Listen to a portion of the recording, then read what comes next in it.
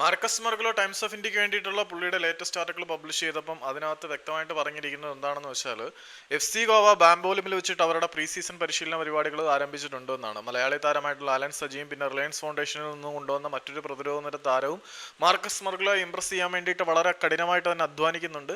പിന്നെ ലാറ ശർമ്മ, ഹൃദയ് തിവാരി, ഹർഷദീപ് സിംഗ് തുടങ്ങിയ ആളുകൾ ഗോൾ കീപ്പർ പൊസിഷനിലേക്ക് വേണ്ടിയിട്ട് സൈഡ് ലൈനിൽ അത്യാവശ്യം പരിശീലന പരിപാടികളൊക്കെ നടത്തുന്നുണ്ട്. പിന്നെ സന്ദേശ് സിംഗിന് ഇഞ്ചുറിയിൽ നിന്ന് റിക്കവർ ആയി വരുന്നതേ ഉള്ളത് കൊണ്ട് തന്നെ ഫിസിയോതെറാപ്പിസ്റ്റിനോടൊപ്പമാണ് തൻ്റെ പരിശീലന പരിപാടികൾ നടത്തിക്കൊണ്ടിരിക്കുന്നത്. പിന്നെ മറ്റൊരു അപ്ഡേറ്റ് എന്താണെന്ന് വെച്ചാൽ ആർഷേക്ക്, മോഹൻ ബഗാൻ സൂപ്പർ ജയൻസിന്റെ ഗോൾ കീപ്പറായിരുന്ന ആർഷേക്ക് ഇപ്പം വിസി ഗോവയോടൊപ്പം ട്രെയിൻ ചെയ്യുന്നതിന്റെ അർത്ഥം അദ്ദേഹം ഒരുപക്ഷെ ഒരു വർഷത്തേക്ക് അവിടെ സൈൻ ചെയ്തിട്ടുണ്ടായിരിക്കാം. പിന്നെ നിം ദോർജിയുടെ കാര്യം ഒരു ഔദ്യോഗിക പ്രഖ്യാപനമായിട്ട് വന്നിട്ടില്ല എങ്കിൽ പോലും നിം ദോർജിയും ഇപ്പം FC ഗോവയുടെ ക്യാമ്പിലുണ്ട്.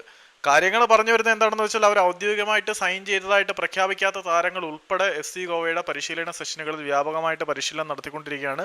വളരെ പോസിറ്റീവായിട്ട് തന്നെയാണ് വരാൻ പോകുന്ന സീസണെ FC ഗോവയുടെ അധികൃതർ ഉറ്റുനോക്കിക്കൊണ്ടിരിക്കുന്നത്. കാരണം ഈ ഒരു സീസൺ കംപ്ലീറ്റ് ആവുന്നതോടുകൂടി പിന്നെ നാഷണൽ ടീമിന്റെ ഫുൾ ടൈം പരിശീലകനായിട്ട് മനോല മാർക്കസ് പോവുകയാണ്. അപ്പം വളരെ വളരെ ഇംപ്രസീവ് ആയിട്ടുള്ള ഒരു റിസൾട്ട് ഇവിടെ നിന്ന് ഉണ്ടാക്കാൻ അദ്ദേഹം ആഗ്രഹിക്കുന്നുണ്ടായിരിക്കും. മികച്ച താരങ്ങൾ അദ്ദേഹത്തിനുണ്ട്.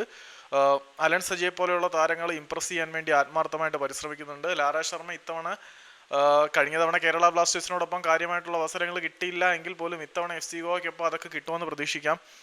കൂടുതൽ പറഞ്ഞ് വെറുപ്പിക്കുന്നില്ല. ബാംബോലിമിൽ വെച്ചിട്ട് FC ഗോവ തങ്ങളുടെ പ്രീ സീസൺ പരിശീലന പരിപാടികൾ ആരംഭിച്ചിട്ടുണ്ട്.